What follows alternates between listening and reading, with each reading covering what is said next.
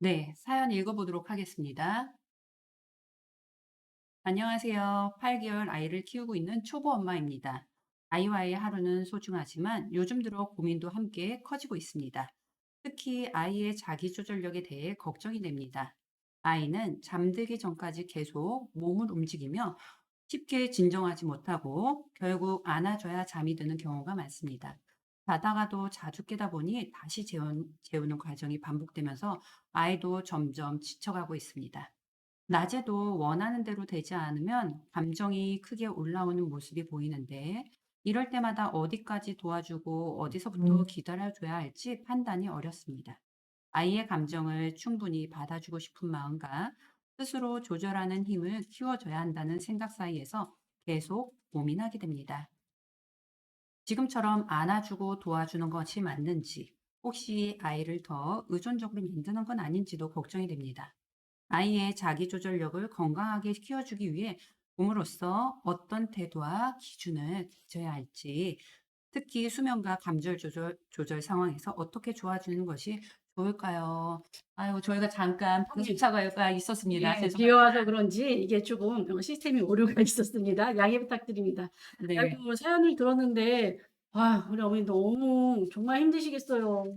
8개월 아기는 또 무게도 무게대로 나가고, 출산도 하시고, 몸이 또 채 아물기도 전에, 아이고, 밤마다 안아서 이렇게 재우는 게 얼마나 힘드실까요? 아이 잠도 걱정이지만, 어머니 좀 주무시나요? 아유, 맞아요. 어머니의 잠과 건강도 함께 걱정이 되네요. 맞아요. 네. 진짜 아이가 점점 모기는 늘고 있어서 어머니의 체력도 음. 힘들고, 이때는 어머니 식사, 잠, 화장실 가는 것도 솔직히 어려운 상황이죠. 그럼요. 네, 그렇죠. 안고 가야 되는 상황이 있습니다. 네. 설마 그러시지는 않겠죠. 네네. 어, 어쨌든, 네. 이럴 때 아이를 계속 이렇게 재우는 과정이 반복되고 쉽게 진정이 음, 안 되고 또 안아줘야지 잠이 들고 또 네. 다시 깨우는 과정도 있고 진짜 어머니나 아이나 진짜 지쳐가고 있을 것 같은데요. 네. 안아주면서 도와주는 게 맞는지 네. 고민이시라고 하는데 어떻게 해야 될까요? 네. 얼마나 지치겠어요. 뭐 8개월이면 정말 큰 수박 한 통 정도의 무게가 되잖아요. 수박이라고 좀 비유하긴 그렇지만 무게가 그 무게를 정도 계속 될 것 들고 있다고 하면 같은데, 힘드시죠. 아이고, 쉽지 않죠. 네. 이 아이, 8개월 아이의 영아들은 어쨌든 우리처럼 말을 할 수가 없기 때문에 음, 울음으로 의사소통을 하게 되죠. 그렇죠. 그럼요. 그래서 아이가 울 때마다 엄마가 바로바로 적응을 이렇게 반응을 해주는 게 정말 중요합니다. 그래서 아이에게 민감하게 반응해 주는 게 진짜 중요하고, 그 민감함에 반응을 해주면서 아이가, 내가 뭔가 조금 기다리면 우리 엄마가 나를 위해서 해결을 해주는구나 하면서 또 엄마에 대한 또 타인에 대한 신뢰감이 시작이 되기도 하지요. 네. 네. 일부에서도 말씀드렸듯이 에릭슨 발달 이론으로 봤을 때 음, 아이는 이제 신뢰감과 불신감이라는 게 형성이 되는데요. 신뢰감이라는 거는 아이한테 일관되게 또 해주셔야 되거든요. 그렇죠. 그다음에 또 아이는 말을 할 수 없기 때문에 음, 아이의 울음이라든가 몸집이라든가 음, 그런 아이들의 모습을 보면서 부모님들이 그때그때 욕구를 일관되게 충족해 주시는 게 좋고요. 네. 아이들 울을 때 계속 안아주면 손 탔다고 어른들이 얘기하잖아요. 이럴 땐 또 어떻게 해야 돼요? 그 부모님도 있으신 것 같은데. 네. 아유, 음. 손 탄다. 그렇죠. 그런데 아이의 정서상 지금 발달 단계상 사실은 아이가 원할 때 그거는 본인들의 어떤 욕구를 또 확인하는 그런 부분들이기 때문에 그때그때 엄마가 민감하게, 아까도 말씀드렸지만 일관되게 엄마가 조금 힘들어도 아이를 위해서 음. 편안한 모습과 목소리로 아이를 안아주고 달래주는 게 아이의 정서상 가장 좋기도 합니다. 네. 맞아요. 이럴 때는 어머니가 아이의 울음을 그냥 방치하시면 안 되고요. 그럼요. 즉시 달래주셔서 안정감을 제공을 해야지 아이는 신뢰감이 쌓입니다. 그럼요. 보통 이렇게 유아기를 크게 기질로 따지고 나면 또 크게 세 가지로 또 나눌 수도 음. 있어요. 순한 아이, 조금 예민한 아이, 또 신중한 아이로 나눌 수 있는데, 또 이제 조금 예민한 친구들 같은 경우에는 또 촉각이라든지 미각이라든지 그죠? 뭐 맞아요. 청각 이런 것들이 발달이 되어 있기 때문에 작은 소리에도 또 온도 변화만 있어도 또 깜짝 놀라고 잠을 잘 못 잘 수도 있지요. 네. 맞아요. 이때는 또 6개월에서 만 1 세는 성인에 가까운 시신경이 음. 성인 수준까지 발달이 되거든요. 네. 이때 또 낯가림이 시작되기 때문에 엄마 품에서 떨어지지 않으려고 하죠. 아이고 그럼요.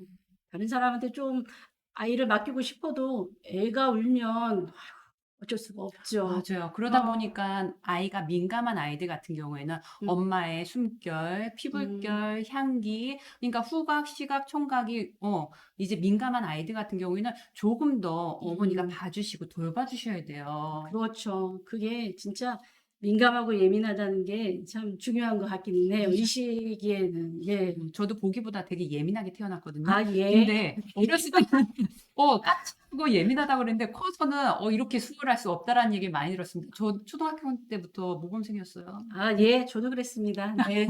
갑자기.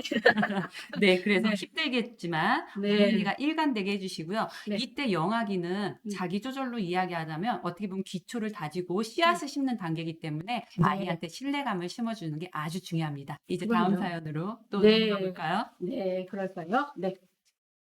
다음 사연 네 보겠습니다. 해야 할 일을 미루는 습관 사춘기일까요? 자기 조절 문제일까요? 자 한번 이야기 들려주세요. 네, 안녕하세요. 중학교 2학년 아들을 둔 부모입니다. 아이는 성적에 대한 욕심은 크고 스스로 공부를 잘한다고 생각하지만 실제로는 TV나 유튜브 등 눈앞의 즐거움에 더 쉽게 빠져 공부에 집중하지 못하는 모습을 보입니다. 마음만 먹으면 할 수 있다는 생각에 자신의 현재 수준이나 태도를 객관적으로 보지 못하는 것 같아 걱정입니다. 또한 일상생활에서도 해야 할 일을 스스로 챙기려는 모습이 부족하고 여러 번 이야기해도 흘려듣는 경우가 많습니다. 동생과도 사소한 일로 자주 다투며 감정 조절이 잘 되지 않는 모습도 보입니다. 음. 부드럽게 말하면 잘 듣지 않고 큰 소리를 내야 반응을 하는 상황이 반복되다 보니 이것이 단순한 사춘기의 모습인지 아니면 자기 조절력의 문제인지 혼란스럽습니다. 음. 아이의 자존심을 건드리지 않으면서 현실을 인식하게 하고 스스로 책임감 있게 행동하도록 돕고 싶은데 부모로서 어떻게 지도해야 할까요? 네. 사연 잘 들었습니다. 와 아이의 자존심을 건드리지 않으면서 도와주고 싶다. 참 와 멋지시네요. 네. 이렇게 말씀하시는 우리 부모님 정말 짱 멋지십니다.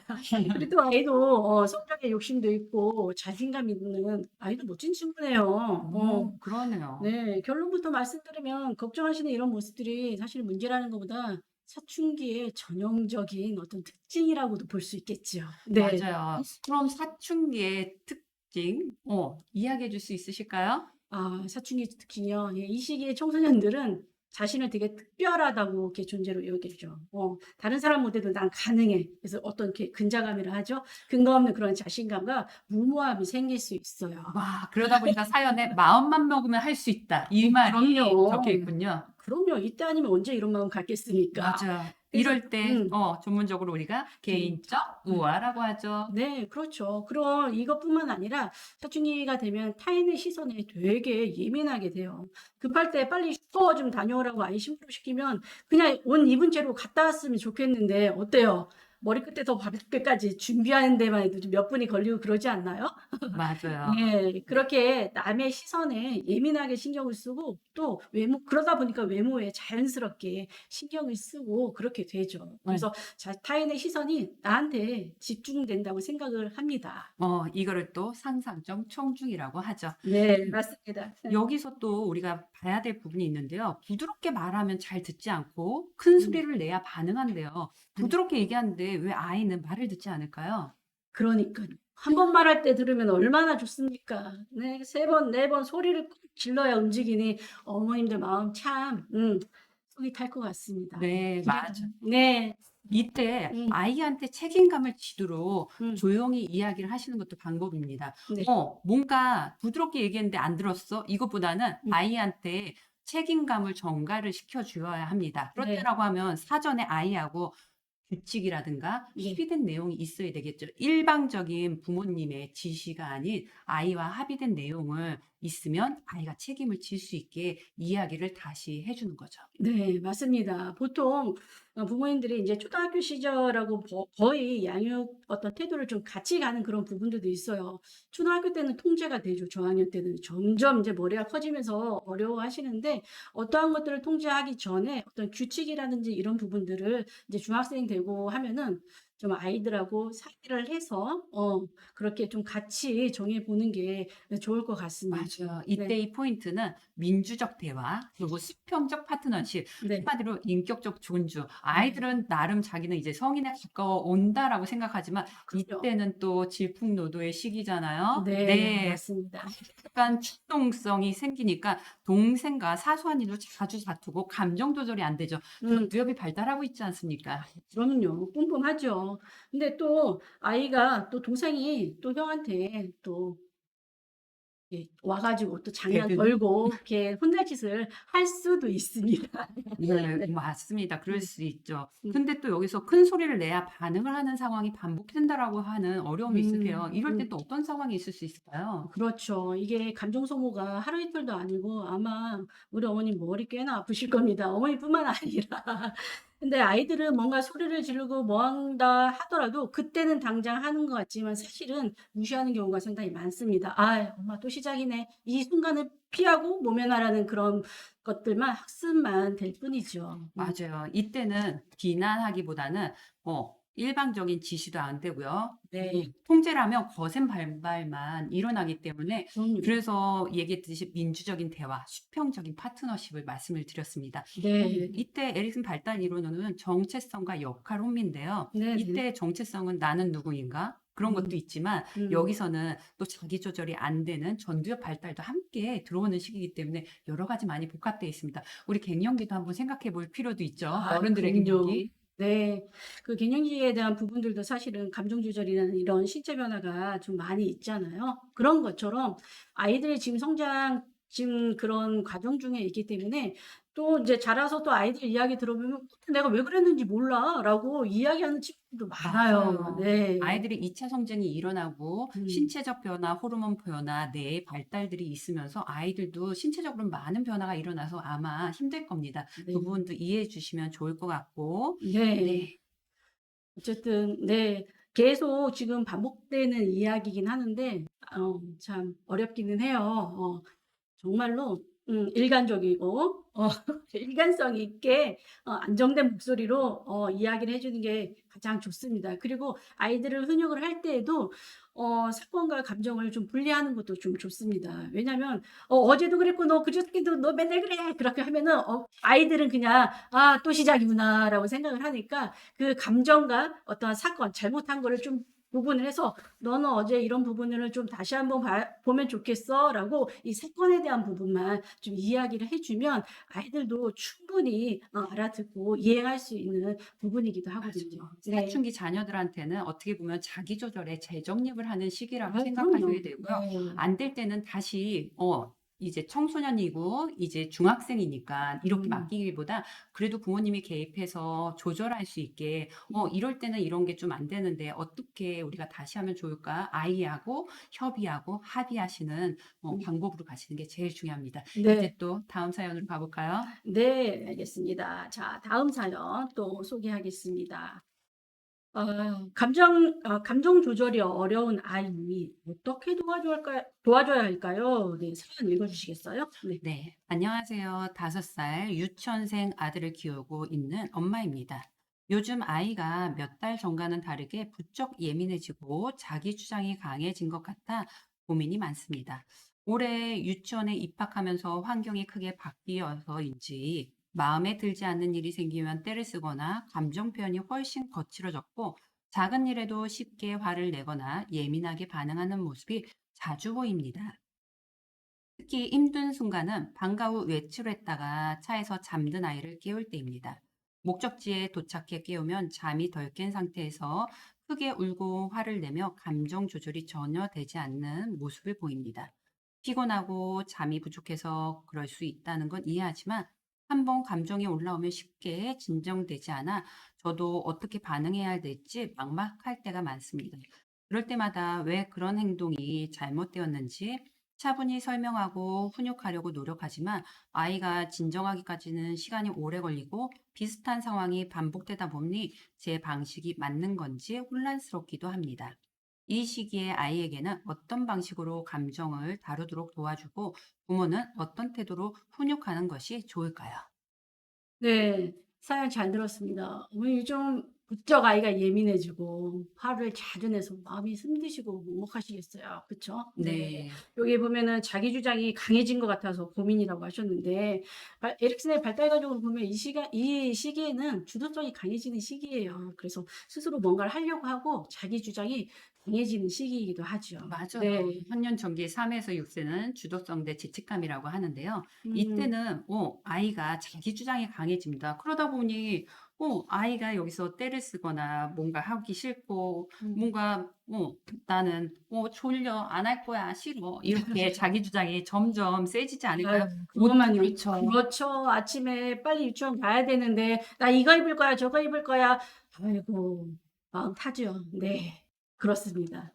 네. 여기서 하나 저희가 짚어봐야 될 게 있는데요. 음. 부쩍 예민해지고 자기 주장이 강해진다라는 거는 이제 발달 이론상 아이가 주도성이 생기고 자기 주장이 강해지는 시기이기 때문에 음. 그렇게 볼 수 있지만 음. 아이가 근데 "피곤해한다."라고 하셨거든요. 네. "잠도 부족하다."라고 했어요. 그래서 네. 어머니는 이해한다라고 했는데 아이가 올해 유치원 입학을 또 처음했네요. 아 그렇군요. 그러면은 유치원에 올해 입학을 했으면 아마 전에 인제 어린이집을 다녔는지는 모르겠지만 어린이집하고 또 유치원하고 활동 자체가 많이 다르죠. 활동량이 상당히 많아질 음. 거예요.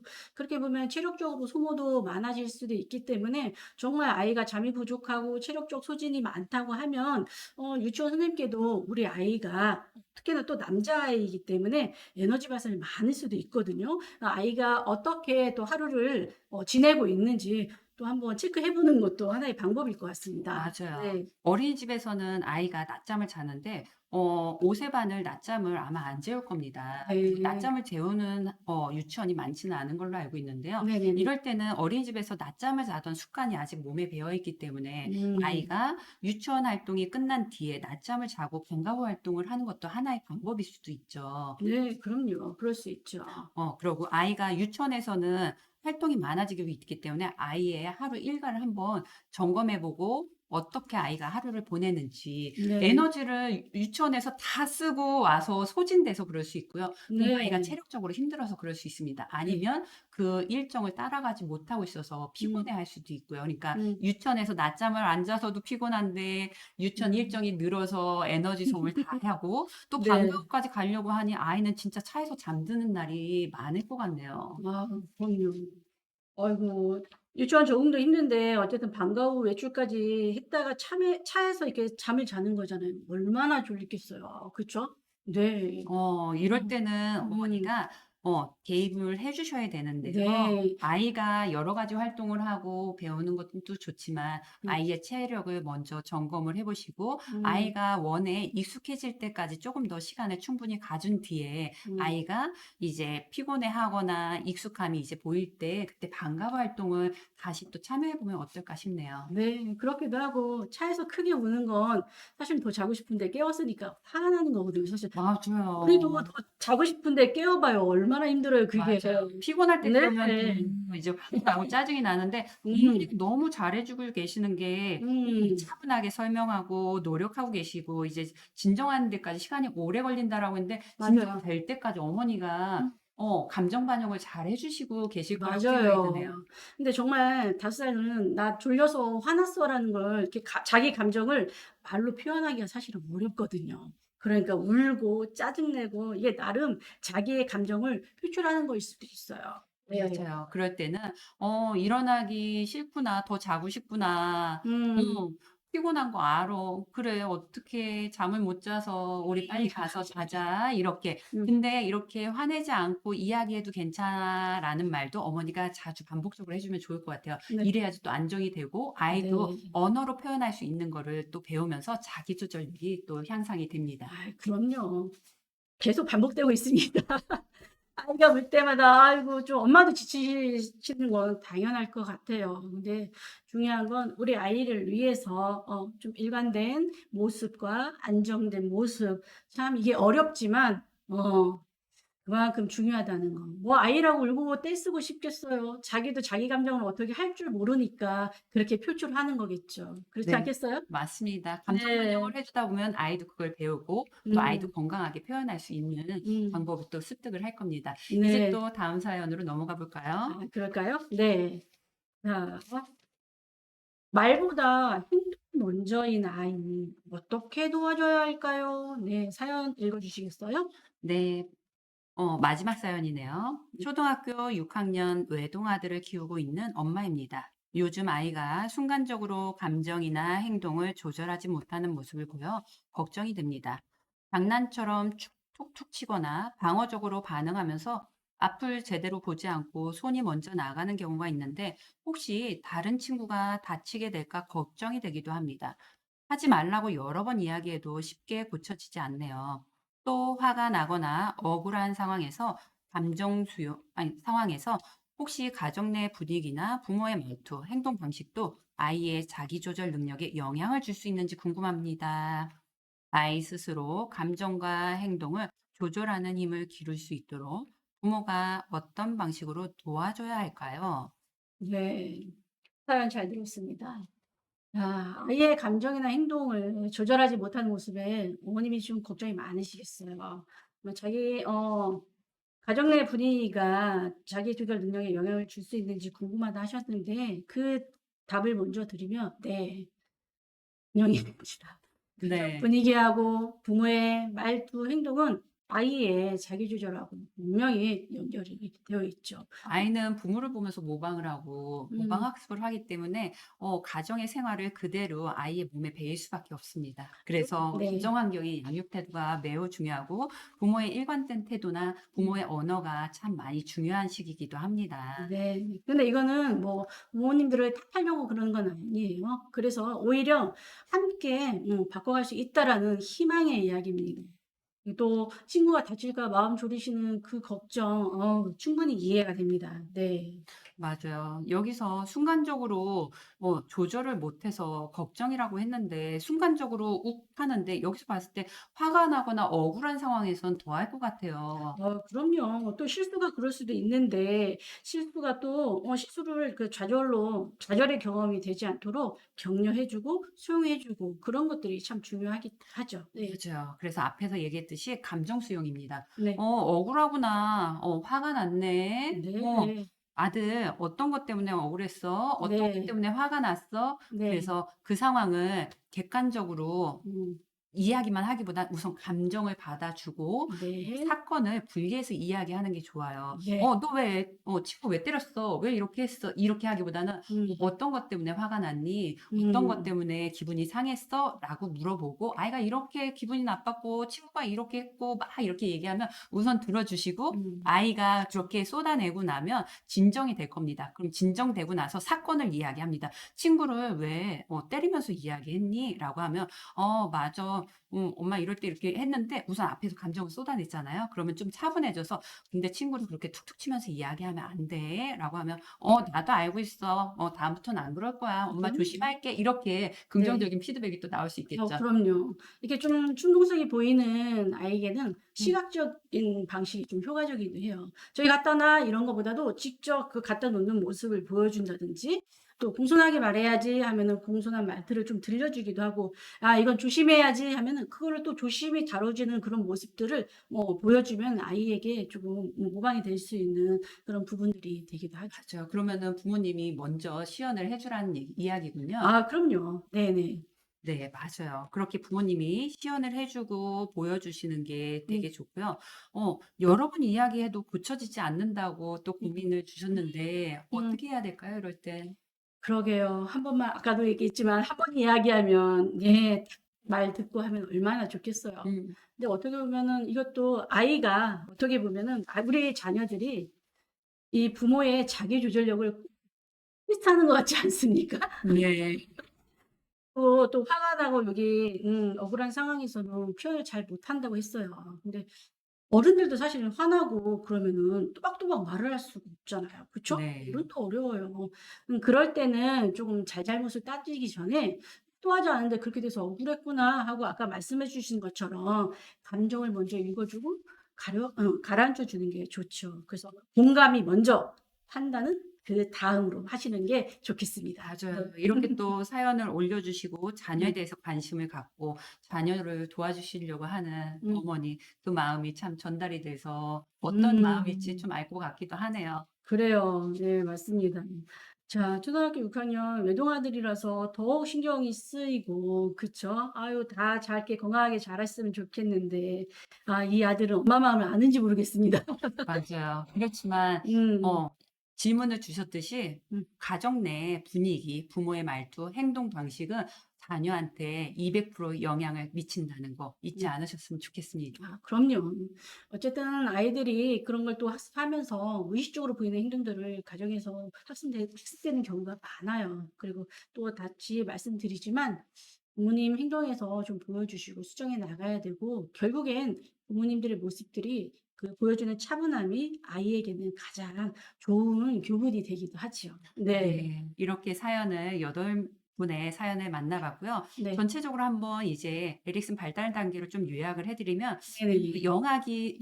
영아기부터 지금 청소년기까지 다양한 사연들을 주셨는데요. 네. 영아기는 신뢰감과 불신감이라고 해서 자기 조절을 시작하는 어떻게 보면 기초를 다지고 씨앗을 음. 심는 단계이기 때문에 어머니가 민감하게 음. 일관되게 욕구를 충족해 주시는 게 제일 중요하다는 예, 거. 중요하죠. 네. 그다음에 유아기에는 자율성과 수치심인데요. 이때는 아이가 신체적인 행동에 브레이크를 밟기 시작합니다. 네. 그러다 보면 이제 제대로 시작을 하겠죠. 그래서 네. 자기 주장이 있지만 네. 아이들이 놀면서 뭔가 이제 규칙을 정하고 기다리고 이런 네. 거를 또 배우기도 합니다. 그렇죠. 음. 네. 그다음에 또 이제 학령 전기, 이제 아동기 때는 주도성과 죄책감인데요. 이젠 진짜로 아이들이 사회적인 규칙과 관계를 조절을 하는데요. 이럴 땐 아이들이 계획표를 만들어 보고 하루 일과를 점검해 보고 안 됐을 땐 다시 점검해서 아이들이 작은 성취감을 누릴 수 있게 해 주시는 게 네. 중요하고요. 스스로 한번 해 보게 하는 것도 네, 중요한 포인트이기도 합니다. 네. 맞아요. 음. 네. 그래서 아이들한테 감정 수용은 해 주되 제한 설정도 필요하다라는 거. 네. 네. 그렇죠. 네. 이제 아이가 음. 죄송합니다. 학년 전기 주도성 아까 얘기했었죠. 이제 학령기로 이제 아이가 학교를 다니는 시기입니다. 음. 이때는 근면성과 열등감인데요. 이때는 목표를 정해서 앞부분에 제가 주도성에서 말씀을 잠깐 헷갈렸는데 이때 아이가 목표를 정하고 생활 계획표를 짜고 다시 네. 점검하고 네. 작은 실천을 하고 그래서 과정 중심의 격려와 자기 점검이 필요한 시점. 네. 그렇죠. 근데 이게 부모 입장에서 과정을 본다는 게 쉽지가 않아요. 맨날 결과만 보고 이야기하기 때문에 우리 아이들은 늘 억울하거든요. 맞아요. 이제 네. 청소년기 마지막으로 하겠습니다. 네, 정체성, 역할혼비인데요. 이때는 가치관은 이제 성립을 하면서 자녀와 민주적 대화, 인격적 존중이 필요한 파트너십이 필요한 시기입니다. 네. 이렇게 오늘 사연을 다시 한번 또 정리를 해 드렸습니다. 네네.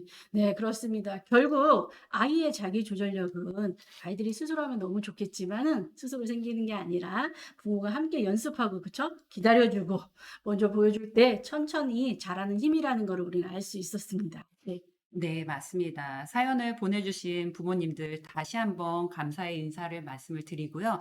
저희가 안내를 해드렸지만 저희 이야기는 사연이 짧고 시간상 음. 자세하게 말씀을 못 드린 점 다시 한번 양해 부탁드리고요. 네네. 실시간 부모 고민 상담소 오늘 이제 네. 마무리를 하겠습니다. 네.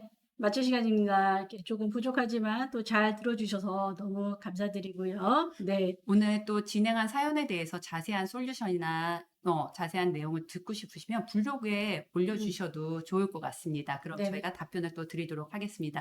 네. 그럼 저희는 여기까지 하도록 하겠습니다. 네. 감사합니다. 감사합니다.